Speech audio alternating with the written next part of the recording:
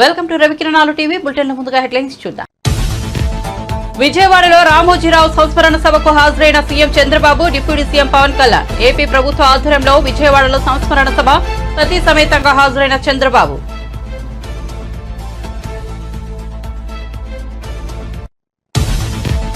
జీవన్ రెడ్డి గౌరవానికి భంగం లేకుండా చూసుకుంటామన్న సీఎం రేవంత్ రెడ్డి.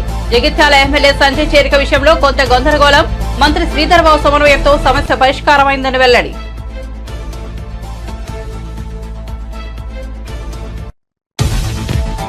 నిరుద్యోగులకు మద్దతుగా కథం తొక్కుతామన్న కేటీఆర్. జాబ్ క్యాలెండర్ విడుదల చేస్తామని అసెంబ్లీ ఎన్నికల సందర్భంగా కాంగ్రెస్ పార్టీ ప్రచారం చేసిందని, ఇచ్చిన హామీ మేరకు జాబ్ క్యాలెండర్ విడుదల చేయాలని కాంగ్రెస్ ప్రభుత్వానికి కేటీఆర్ డిమాండ్.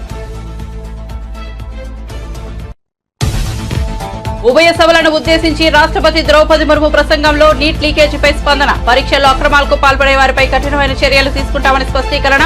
ఈ విషయంలో ప్రభుత్వం న్యాయపరమైన విచారణకు కట్టుబడి ఉందన్న రాష్ట్రపతి.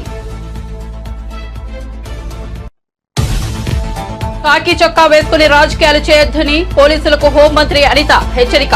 విశాఖలో పర్యటించిన హోంమంత్రి అనిత సిపి కార్యాలయంలో ప్రెస్ మీట్. పోలీసులను తమ పని తాము చేయాలని అనిత కర్తవ్యోధన. అధ్వాన రోడ్లకు కూడా టోల్ వసూలు చేయడం మానుకోవాలన్న గడ్కరీ. నాణ్యమైన సేవలు అందించకుండా ఛార్జీలు ఎలా వసూలు చేస్తారని ప్రశ్న.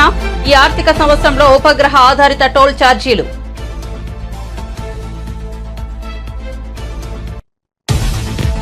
ప్రధాని మోదీని కుటుంబ సభ్యులతో హర్యానా గవర్నర్ దత్తాత్రేయ. ప్రధానిగా మూడోసారి బాధ్యతలు చేపట్టిన సందర్భంగా మోదీకి జ్ఞాపికను అందజేసే శుభాకాంక్షలు. తన ముందు పాట పాడి అలరించిన దత్తాత్రేయ మనవరాలను ప్రధాని మోదీ అభినందనలు. ఇక వార్తవరాల్లోకి వెళ్తే, ఈనాడు గ్రూప్ సంస్థల అధినేత రామోజీరావు కొన్ని రోజుల కిందట తీవ్ర అనారోగ్యంతో కన్నుమూసిన సంగతి తెలిసిందే. ఈ నేపథ్యంలో ఏపీ ప్రభుత్వం విజయవాడలో రామోజీరావు సంస్మరణ సభ ఏర్పాటు చేసింది. ఈ కార్యక్రమానికి ఏపీ ముఖ్యమంత్రి చంద్రబాబు సతీ సమేతంగా హాజరయ్యారు. ఇక్కడ ఏర్పాటు చేసిన రామోజీరావు ప్రస్థానం ఛాయాచిత్రాల ప్రదర్శనను తిలకించారు. వారాహి మాత దీక్షలో ఉన్న డిప్యూటీ సీఎం పవన్ కళ్యాణ్ కూడా ఈ కార్యక్రమానికి విచ్చేశారు. రామోజీరావు కుటుంబ సభ్యులు ప్రత్యేక బస్సులో రాగా వారికి ఏపీ మంత్రి కొలుసు పార్థసారథి స్వాగతం పలికారు. ఏపీ మంత్రులు నారా లోకేష్, నాదెండ్ల మనోహర్, సత్యకుమార్ కూడా రామోజీ సంస్మరణకు వచ్చారు. ఆ పాత్రికేయ దిగ్గజం చిత్రపటానికి నివాళులర్పించారు. సీనియర్ నటుడు మురళీమోహన్, జయసుధ కూడా ఈ కార్యక్రమానికి హాజరయ్యారు.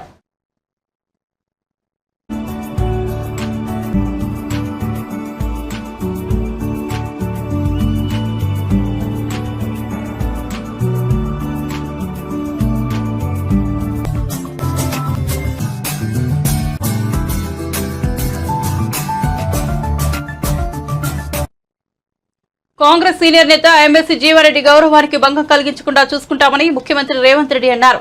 జగిత్యాల ఎమ్మెల్యే సంజయ్ చేరిక విషయంలో కొంత గందరగోళం ఏర్పడిందన్నారు. మంత్రి శ్రీధర్బాబు సమన్వయంతో సమస్య పరిష్కారమైందని చెప్పారు. 2024 జూన్ 27వ తేదీ ఢిల్లీలో సీఎం రేవంత్ మీడియా సమావేశం నిర్వహించారు. ఈ సందర్భంగా ఆయన మాట్లాడుతూ కాంగ్రెస్ పార్టీ కోసం జీవన్ రెడ్డి ఎంతో కృషి చేశారని చెప్పారు. పార్టీ కోసం పనిచేసిన నేతలు, కార్యకర్తలకు అండగా ఉంటామన్నారు. పాలనలో సీనియర్ నేత ఎమ్మెల్సీ జీవన్ రెడ్డి సలహాలు, సూచనలు తీసుకుంటామన్నారు. ఆయన అనుభవాన్ని తప్పనిసరిగా ఉపయోగించుకుంటామని తెలిపారు. ఎప్పట్లాగే జీవన్ రెడ్డి రైతుల అభివృద్ధికి కృషి చేస్తారని తెలిపారు.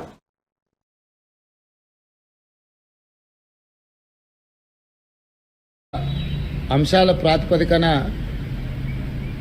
మీడియాలలో వార్తలు రావడం జరుగుతున్నది. జగిత్యాలకు సంబంధించిన డాక్టర్ సంజయ్ శాసనసభ్యుడిని ఈ ప్రభుత్వం రైతులకు చేస్తున్న రుణమాఫీ, ఈ ప్రభుత్వం అమలు చేస్తున్న 6 గ్యారెంటీల విషయంలో జగిత్యాల నియోజకవర్గ అభివృద్ధి కోసం వారు ప్రభుత్వానికి సహకరించి నడవాలని నిర్ణయించుకున్నారు. ఆ నిర్ణయాలలో భాగంగా 40 సంవత్సరాల నుంచి జగిత్యాల శాసనసభ నియోజకవర్గమే కాదు, కరీంనగర్ జిల్లా, ఆనాడు ఉమ్మడి ఆంధ్రప్రదేశ్లో కాంగ్రెస్ పార్టీ కార్యకర్తలకు అండగా నిలబడి ఎప్పటికప్పుడు ప్రజా సమస్యలను లేవనెత్తి ప్రజల పక్షాన నిలబడి కొట్లాడిన పెద్దలు జీవన్ రెడ్డి గారు జగిత్యాల శాసనసభ నియోజకవర్గంలో ఉన్న ప్రజలు, కాంగ్రెస్ పార్టీ కార్యకర్తలకు వారు అండగా ఉంటూ వచ్చింది. ఈ జరిగిన పరిణామాలు కొంతవారు మనస్తాపానికి గురి అవ్వడం, మా వైపు నుంచి కూడా సంపూర్ణంగా సమన్వయం చేయడంలో పీసీసీ తరఫున కూడా తీసుకోవాల్సిన ముందస్తు జాగ్రత్తలు తీసుకోకపోవడం వల్ల కొంత గందరగోళ పరిస్థితి ఏర్పడ్డది.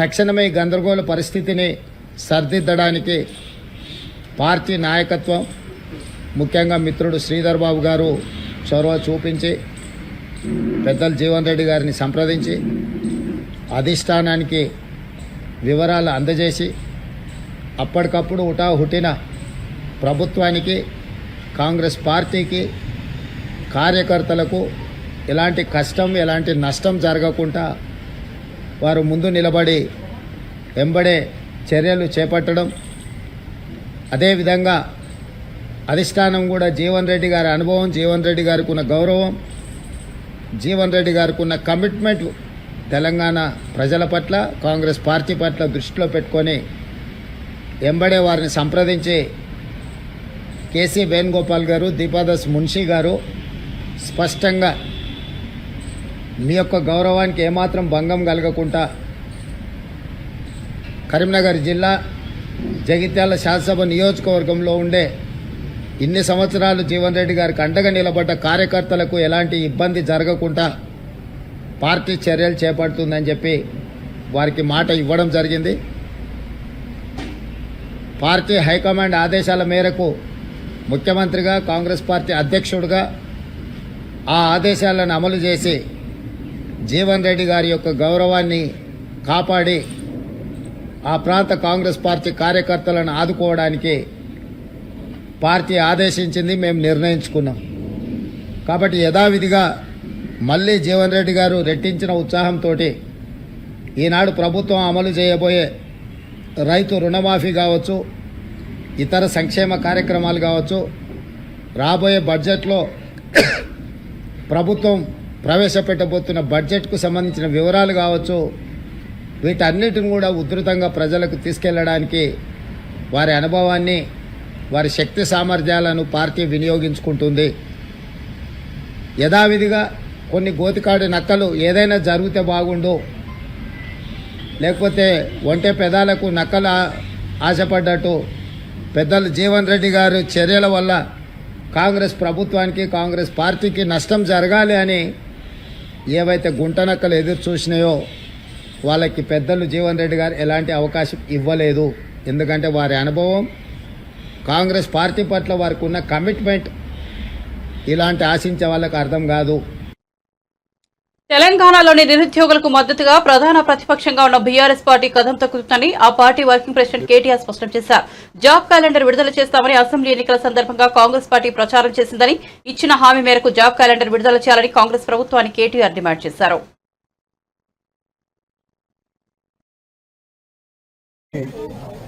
ప్రధాన ప్రతిపక్షమైన భారత రాష్ట్ర సమితి మాకు అండగా నిలబడాలి. ఈ రాష్ట్రంలోని నిరుద్యోగ యువత, మరి ఆనాడు కేసీఆర్ గారి ప్రభుత్వం ఉన్నప్పుడు కూడా మేము ఆనాటి ప్రభుత్వం మీద పోరాటాలు చేసినాము. మీరు 9.5 సంవత్సరాల పాటు ఆనాడు జరిగిన ఉద్యోగ నియామకాల్లో పారదర్శకంగా చాలా పెద్ద ఎత్తున నియామకాలు జరిగినప్పటికీ అక్కడక్కడ చిన్న చిన్న పొరపాట్లు జరిగినప్పుడు మీ మీద కూడా పోరాడాము. అదేవిధంగా ఈరోజు ఇప్పుడున్న కాంగ్రెస్ ప్రభుత్వం ముఖ్యంగా మాకు ఎన్నో హామీలు ఇచ్చింది, ఆ హామీలు అమలు కావడం లేదు. కాబట్టి మీరు ప్రధాన ప్రతిపక్షంగా ప్రజల తరపున, మా తరపున గొంతు విప్పండి, పోరాడండి అంటూ వారు అందరూ కూడా కలిసి వచ్చి వారి సమస్యలన్నీ కూడా వివరించి చెప్పడం జరిగింది. ప్రధానంగా వారు ఈరోజు లేవనెత్తిన అంశాల్లో కాంగ్రెస్ పార్టీ ఆనాడు ప్రతిపక్షంలో ఉన్నప్పుడు వార్షిక జాబ్ క్యాలెండర్ విడుదల చేస్తాము, ఒక పద్ధతి ప్రకారం రిక్రూట్మెంట్ చేస్తాము, ఏ నోటిఫికేషన్ ఏ రోజు వస్తుందో ముందే తారీఖుతో సహా, తేదీతో సహా ప్రకటిస్తున్నామని చెప్పి పెద్ద ఎత్తున ఆనాడు పత్రికల్లోనే జాబ్ క్యాలెండర్ పేరిట అడ్వర్టైజ్మెంట్లు రిలీజ్ చేయడం జరిగింది. చాలా పెద్ద ఎత్తున తెలుగులో, ఇంగ్లీష్లో అన్ని రకాలుగా వారు విడుదల చేశారు. అందులో వారు చెప్పిన దానిలో ముఖ్యంగా మరి గ్రూప్ 1 జూన్ 1 నాడే విడుదల చేస్తాము, ఫిబ్రవరి 1 నాడు విడుదల చేస్తాము. గ్రూప్ 2 మరి ఏప్రిల్ 1 విడుదల చేస్తాము నోటిఫికేషను. గ్రూప్ 3 జూన్ 1 విడుదల చేస్తాము. గ్రూప్ 4 కూడా June 1. Assistant executive, assistant engineer, PR, ఆర్ఎండ్బి, ఆర్డబ్ల్యూఎస్, అదేవిధంగా పబ్లిక్ హెల్త్ డిపార్ట్మెంట్ ఇవన్నీ కూడా మే 1 నాడు విడుదల చేస్తాము. అగ్రికల్చర్, హార్టికల్చర్, వెటర్నరీ పోస్టులకు సంబంధించి మే 1 నాడే జాబ్ క్యాలెండర్ విడుదల చేస్తాము, నోటిఫికేషన్ విడుదల చేస్తాము. Assistant motor vehicle inspectors, town planning officers, agriculture extension officers ఇవన్నింటికి సంబంధించి జూన్ 1 నాడు విడుదల చేస్తాము. Transport constables, excise constables, police constables సంబంధించి మార్చి 1 నాడు విడుదల చేస్తాము. జూనియర్ లెక్చరర్లు, పాలిటెక్నిక్ లెక్చరర్లు, డిగ్రీ కాలేజ్ లెక్చరర్లు, అసిస్టెంట్ ప్రొఫెసర్లు, ఫిజికల్ డైరెక్టర్లు వీటికి సంబంధించి ఏప్రిల్ 1కి విడుదల చేస్తాము. ఉపాధ్యాయులకు సంబంధించి ఇట్లా డిఎస్సి, మెగా డిఎస్సి విడుదల చేస్తాము. అదేవిధంగా విలేజ్ రెవెన్యూ ఆఫీసర్స్, జీపీ సెక్రటరీలు, మండల స్థాయి సాంకేతిక సిబ్బందికి 1 ప్రకటిస్తే దాన్ని రద్దు చేసి ఇంకొక 5,000 మాత్రమే కలిపి ఇవాళ రెండోసారి మళ్ళీ డిఎస్సి అని మోసం చేసే ప్రయత్నం చేస్తా ఉన్నారు. ఇవాళ భారత రాష్ట్ర సమితి తరఫున, అదేవిధంగా ఇవాళ మమ్మల్ని కలిసిన ఈ పిల్లలందరి తరఫున, తెలంగాణ యువత తరఫున కాంగ్రెస్ ప్రభుత్వాన్ని అడిగేది ఒకటే. ఏపీ హోంమంత్రి వంగల్పూడి అనిత విశాఖపట్నం వచ్చారు. ఇక్కడి పోలీస్ కమిషనర్ కార్యాలయంలో ఆమె మీడియా సమావేశం నిర్వహించారు. ఈ సందర్భంగా పోలీసులకు వార్నింగ్ ఇచ్చారు. పోలీసులు రాజకీయాల జోలికి వెళ్లొద్దని స్పష్టం చేశారు. పోలీసులు మీ పని మీరు చేయండి, కాకి చొక్కాలు వేసుకుని రాజకీయాలు చేయొద్దని హెచ్చరించారు. కాకి చొక్కా వేసుకుని రాజకీయాలు చేసేటట్టయితే కద్దరు చొక్కా వేసుకోండని హోంమంత్రి అనిత వ్యాఖ్యానించారు. ఇలాంటి సిచ్యువేషన్లో ఈరోజు రాష్ట్రం ఉంది. దయచేసి ప్రతి ఒక్కరు కూడా అందరికీ కోఆపరేట్ చేయండి. ముఖ్యంగా పోలీస్ డిపార్ట్మెంట్ వాళ్ళకి కూడా కోఆపరేట్ చేయండి. పోలీస్ డిపార్ట్మెంట్ వాళ్ళు కూడా దయచేసి మీకు రాజకీయాలు వద్దు. Do your work, me work మీరు చేయండి. కాకి చొక్కా వేసుకుని రాజకీయాలు చేస్తే కాకి చొక్కా ఎందుకంటే కథ చొక్కా వేసుకోవచ్చు కదా. సో అదొక్కటే నేను అప్పీల్ పెడుతున్నా. అందరూ కూడా సహకరించండి. ముఖ్యంగా పత్రికా సోదరులు అందరూ, మీరందరూ కూడా సహకరించాలి. Thank you.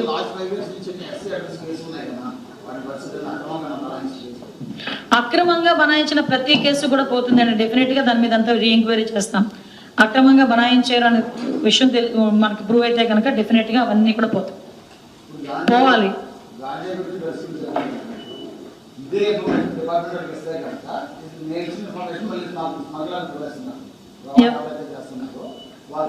ఉంటారు, నేను ఉండరు అని చెప్పట్లే, ఫిల్టర్ చేసుకోవాలి మనం కూడా. ఏంటంటే కొంత ఇన్ఫర్మేషన్, అందుకే నేను అన్నాను ఇందాక. ఎగ్జాక్ట్లీ, నేను ఇందాక కూడా మా డిపార్ట్మెంట్ వాళ్ళతో అనుకున్నప్పుడు విన్నాను, ఇంటర్నల్ ఇంటెలిజెన్స్ అవసరం. మన డిపార్ట్మెంట్ మీద మన వాళ్ళకి ఒక ఇంటెలిజెన్స్ అవసరం. ఎందుకంటే కొంతమంది ఈ ఇన్ఫర్మేషన్ కూడా గ్యాదర్ చేసే వాళ్ళు ఉంటారు. ఈవెన్ మనం చెక్ పోస్టుల దగ్గర సీసీ క్యామ్స్ లేవనుకోండి, అక్కడ ఉన్న గార్డు ప్రాపర్ వేలో పనిచేస్తున్నాం లేదు మనకి ఎలా తెలుస్తుంది? ఒక మానిటరింగ్ అంటూ ఉందనుకోండి, వాళ్ళు భయపడతారు. సో దట్ ప్రతి ఒక్క విషయంలోని కూడా రెండు, మంచి చెడు రెండు ఉంటాయి. ఒకదాన్ని ఏంటంటే చెడుని ఎలా ఓవర్కమ్ చేయాలి, మంచిని ఎలా ముందుకు తీసుకెళ్ళాలని దాని మీద వెళ్ళాలి.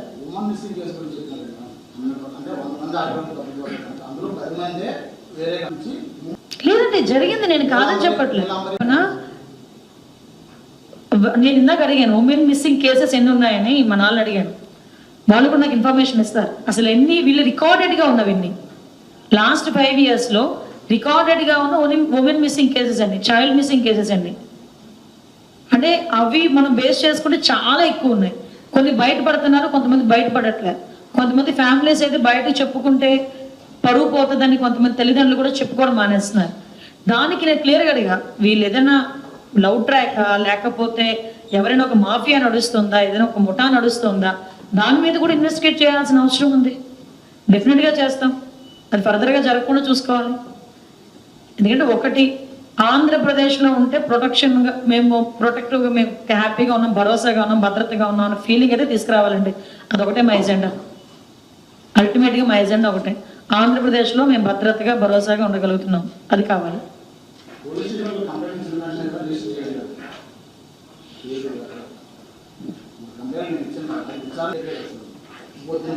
సార్ జస్ట్ 14 రోజులు అయింది. అలా రిజిస్ట్రేషన్ చేయకపోతే నాతో చెప్పండి, రిజిస్ట్రేషన్ చేయకపోతే నాతో చెప్పండి. హ్యాపీగా రోడ్లు బాగున్నా బాగాలేకున్నా టోల్ వసూలు చేస్తుండడంపై కేంద్ర రహదారులు రోడ్డు రవాణా శాఖ మంత్రి నితిన్ గడ్కరీ స్పందించారు. రోడ్లు బాగా లేకుండా టోల్ వసూలు చేయడం మానుకోవాలని హైవే సంస్థలకు సూచించారు. నాణ్యమైన సేవలు అందించినప్పుడు టోల్ వసూలు చేయవద్దని కోరారు. ఈ ఆర్థిక సంవత్సరంలో 5,000 కిలోమీటర్లకు పైగా రోడ్లకు ఉపగ్రహ ఆధారిత టోలింగ్ అమలు చేయడంపై నిర్వహించిన గ్లోబల్ వర్క్ షాప్ లో ఆయన మాట్లాడుతూ వ్యాఖ్యలు చేశారు. మన ప్రయోజనాల కోసం యూజర్ల నుంచి డబ్బులు వసూలు చేసేందుకు ఆతృతగా ఉంటున్నామని గడ్కరీ విమర్శించారు. నాణ్యమైన రోడ్లు అందించినప్పుడు మాత్రమే టోల్ వసూలు చేయాలని సూచించారు. బురద గుంతలతో నిండిన రోడ్లకు కూడా ఛార్జీలు వసూలు చేస్తే ప్రజల నుంచి వ్యతిరేకత వ్యక్తమవుతోందని పేర్కొన్నారు. उसमें आप जैसे स्टेक होल्डर्स ने जो सहयोग किया, जिसके कारण इस चिंतन से कोई निश्चित रूप से अच्छी चीज निकलेगी, ऐसा मेरा विश्वास है। और ये जो कुछ आपने सबने किया है, इसके लिए मैं आप सबको और विशाल जी की भी टीम को हृदय से का मैं ज्यादा जानकार नहीं हूं, पर योगायोग से ऐसा हुआ है कि मैं इसमें से सबसे अनुभवी शायद मैं हूं, क्योंकि मैं पिछले 25 साल से इसके साथ जुड़ा हूं। मैं जब 95 में महाराष्ट्र में मिनिस्टर बना तो NHAI का पहला BOT प्रोजेक्ट ये करने का सौभाग्य मुझे मिला। उसका नाम था ठाणे भिवंडी बाईपास। और ये प्रोजेक्ट करने के पहले ये जो BOT वाली कल्पना जो मन में आई थी, मैं उस मलबार हिल पर मंत्री करके रहता था और एक टीवी के दुकान में गया था और मुझे टीवी खरीदना था। तो जहां मैं रहता था वहां 19 हाईकोर्ट जज रहते थे और मैं अकेला मंत्री रहता। रॉक हिल करके एक बिल्डिंग है, मलबार से पैसे से आया। तो उन्होंने कहा कि हमने ही किया, सरकार के ही पैसे से हुआ है, आप अगर चाहोगे तो हम एडजस्ट करके आपको करा देंगे। तो मैंने कहा एडजस्टमेंट मत करिए। तो फिर मैं टीवी खरीदने के लिए मलबार हिल में एक दुकान में गया, अभी भी है वो। और ऐसी जाने के बाद उसको मैंने टीवी BPL का एक कलर टीवी सिलेक्ट किया। तो उसने मुझे पहले तो उनको पता नहीं था, मैं भी नया नया నీట్ పేపర్ లీకేజీ అంశం దేశవ్యాప్తంగా ఎంతటి కలకలం సృష్టించిందో తెలిసిందే. ఈ అంశంపై పార్లమెంట్లో ఉభయ సభలను ఉద్దేశించి ప్రసంగించిన సమయంలో రాష్ట్రపతి ద్రౌపది ముర్ము స్పందించారు. నీట్ పేపర్ లీకేజీ నిందితులను కఠినంగా శిక్షిస్తామని అన్నారు. అలాగే ప్రభుత్వం నాణ్యమైన విచారణకు కట్టుబడి ఉందని తెలిపారు. పరీక్షల్లో అక్రమాలకు పాల్పడే వారిపై కఠిన చర్యలు తీసుకుంటామని స్పష్టం చేశారు. పరీక్షల ప్రక్రియను మరింత సమర్థంగా నిర్వహిస్తామని తెలిపారు.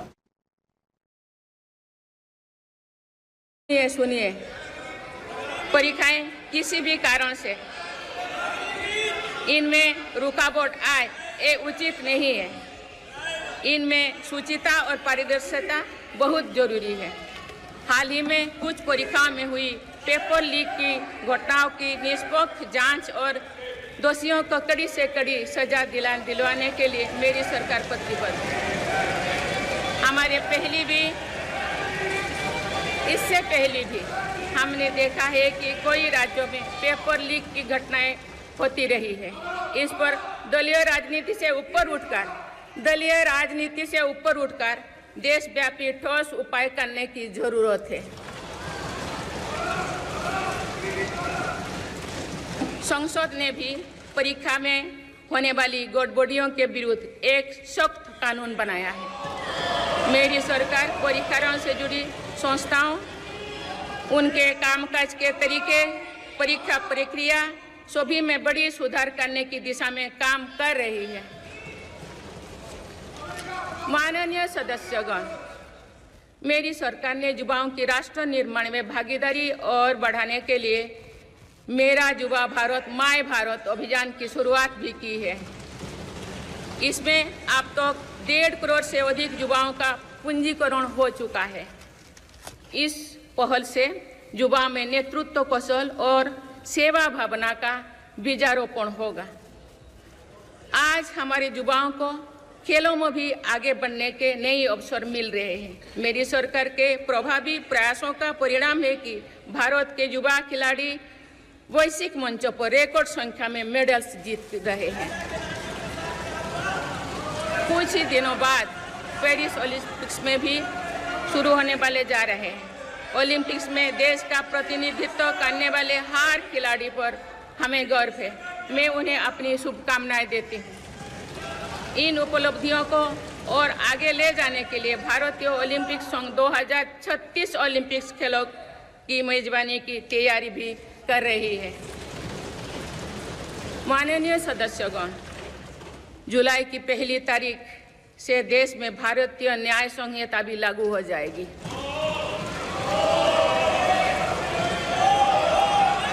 अंग्रेजी राज में गुलामों को दौड़ देने की मानसिकता थी।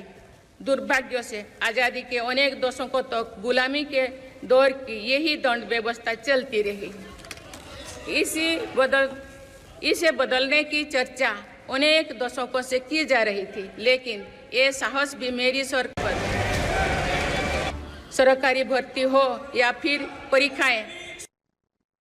వైఎస్ జగన్ ప్రతిపక్ష హోదా అడగడం సిగ్గుచేటని దేవాదాయ శాఖ మంత్రి ఆనం రామనారాయణ రెడ్డి విమర్శించారు. జగన్ ఏనాడు కూడా అసెంబ్లీ నియమాలను పాటించలేదని ఆరోపించారు. గ్రామాల్లో కూడా జగన్ పరదాలు కట్టుకుని తిరిగారని పేర్కొన్నారు.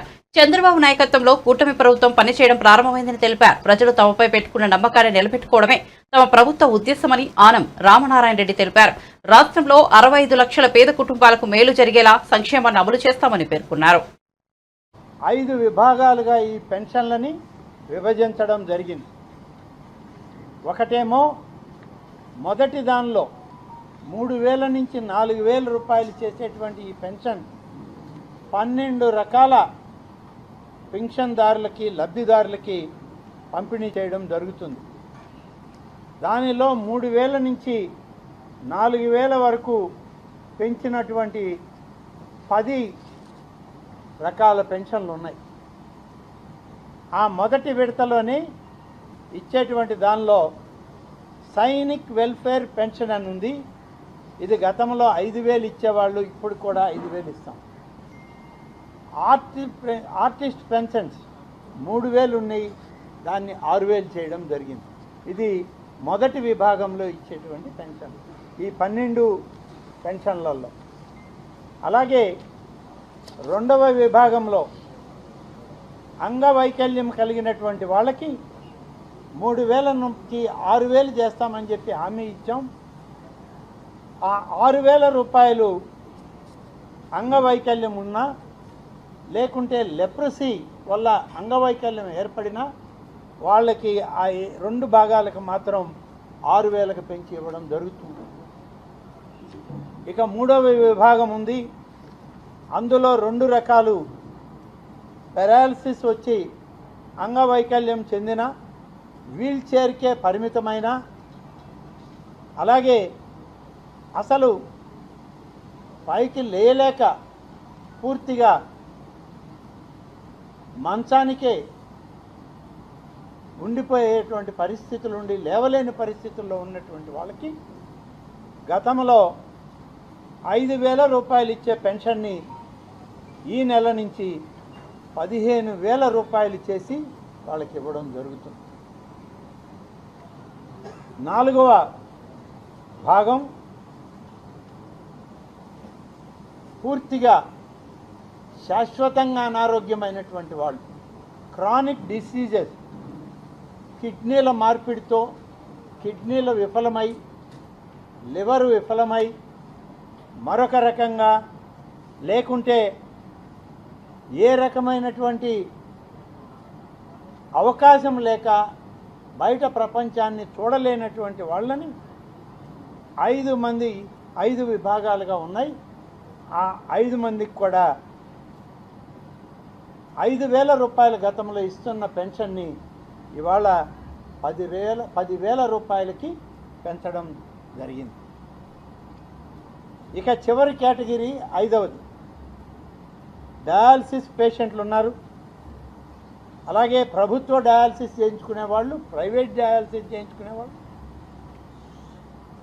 తలసీమియా జబ్బుతో ఉన్నటువంటి వాళ్ళు, ఇలాంటి నేను ముందు చెప్పిన సైనిక్ వెల్ఫేర్ కానీ. హర్యానా గవర్నర్ బండారు దత్తాత్రేయ బుధవారం కుటుంబ సభ్యులతో కలిసి పార్లమెంట్ భవనంలోని ప్రధాని మోదీతో సమావేశమయ్యారు. ప్రధానిగా మూడోసారి బాధ్యతలు చేపట్టిన సందర్భంగా మోదీకి జ్ఞాపికను అందజేసి శుభాకాంక్షలు తెలిపారు. ప్రధానిని కలిసిన వారిలో దత్తాత్రేయ సతీమణి వసంత, కుమార్తె విజయలక్ష్మి, అల్లుడు జిగ్నేష్, మనవరాలు యశోధర, వేదాంశీలు ఉన్నారు. ఈ సందర్భంగా తన ముందు పాట పాడి అలరించిన దత్తాత్రేయ మనవరాలను ప్రధాని మోదీ అభినందించారు. తిరుమల శ్రీవన్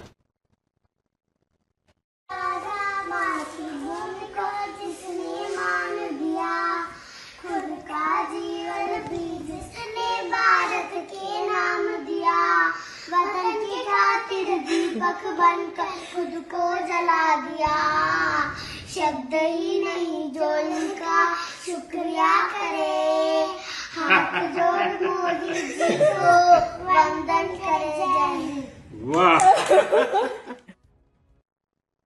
బులెటిన్ ముగించే ముందు హెడ్లైన్స్ మరోసారి చూద్దాం. విజయవాడలో రామోజీరావు సంస్మరణ సభకు హాజరైన CM Chandrababu, deputy CM Pawan Kalyan. AP ప్రభుత్వ ఆధ్వర్యంలో విజయవాడలో సంస్మరణ సభ, సతీ సమేతంగా హాజరైన చంద్రబాబు.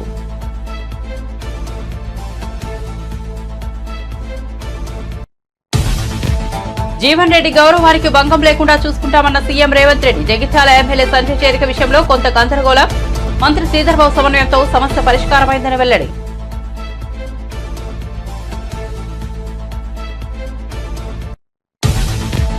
నిరుద్యోగులకు మద్దతుగా కదం తొక్కుతామన్న కేటీఆర్. జాబ్ క్యాలెండర్ విడుదల చేస్తామని అసెంబ్లీ ఎన్నికల సందర్భంగా కాంగ్రెస్ పార్టీ ప్రచారం చేసిందని, ఇచ్చిన హామీ మేరకు జాబ్ క్యాలెండర్ విడుదల చేయాలని కాంగ్రెస్ ప్రభుత్వాన్ని కేటీఆర్ డిమాండ్.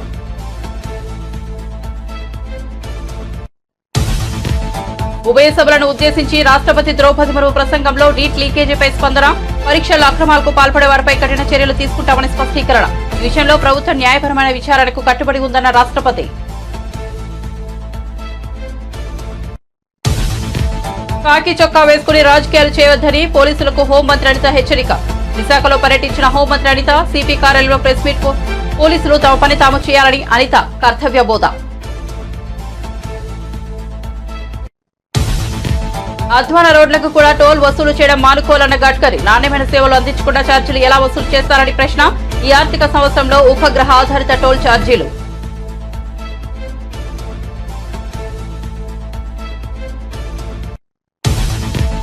ప్రధాని మోదీని కుటుంబ సభ్యులతో హర్యానా గవర్నర్ దత్తాత్రేయ. ప్రధానిగా మూడోసారి బాధ్యతలు చేపట్టిన సందర్భంగా మోదీకి జ్ఞాపకం అందజేసి శుభాకాంక్షలు. తన ముందు పాట పాడి అలరించిన దత్తాత్రేయ మనోహరాలను ప్రధాని మోదీ అభినందనలు. మరిన్ని అప్డేట్స్ కోసం చూస్తూనే ఉండండి రవికిరణాలు టీవీ.